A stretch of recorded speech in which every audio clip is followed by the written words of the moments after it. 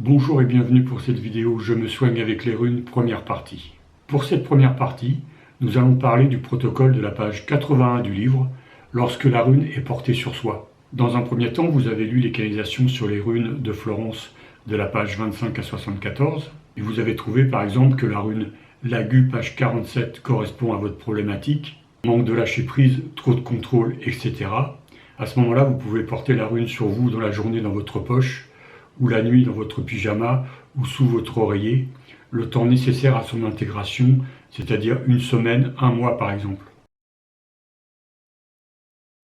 Ou alors vous préférez tester au pendule quelle rune porter en priorité, selon la liste des runes, pages 19 et 20.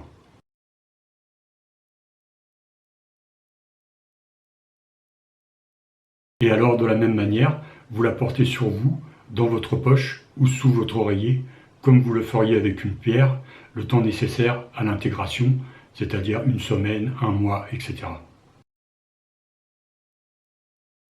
Ou alors, vous tirez la rune au hasard, comme vous le feriez pour un tirage divinatoire, et de la même manière, vous la portez sur vous ou sur votre oreiller pendant le temps nécessaire à l'intégration, c'est-à-dire une semaine, un mois, etc.